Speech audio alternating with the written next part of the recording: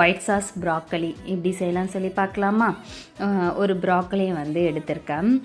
இந்த மாதிரி சின்ன சின்ன பீசஸாக கொஞ்சம் பெருசாகவே கட் பண்ணி எடுத்துக்கோங்க. இப்போது நான் இந்தளவுக்கு எடுத்திருக்கேன். ஒரு கடாயில் தண்ணி ஊற்றிட்டு அது கூட உப்பு மஞ்சத்தூள் சேர்த்து தண்ணி நல்லா சூடானதுமே ப்ராக்கலியை அதுக்குள்ளே சேர்த்துக்கலாம். இப்போ ஒரு 4 நிமிஷம் வந்து நல்லா வந்து கிளறி விட்டு வெயிட் பண்ணுங்க. ஒரு 4 மினிட்ஸ் வந்து அதுக்குள்ளேயே வேகட்டும். இப்போது இந்த தண்ணி எல்லாமே வடிகட்டிட்டு அதே கடாயில் 2 டேபிள் ஸ்பூன் பட்டர் சேர்த்துக்கலாம். அது கூட பொடிசாக கட் பண்ண பூண்டு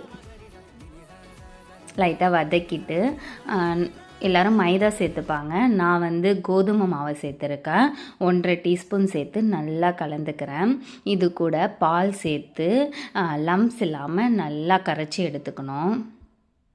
இந்த மாதிரி இருக்கணும். இப்போது நம்ம ப்ராக்கலியை இது கூட சேர்த்துக்கலாம். நல்லா கலந்துட்டு இது வந்து கொஞ்சம் திக்காகணும் பால் வந்து. இது கூட தேவையான அளவு சால்ட்டு, சில்லி ஃப்ளேக்ஸ், ஆரிகானோ.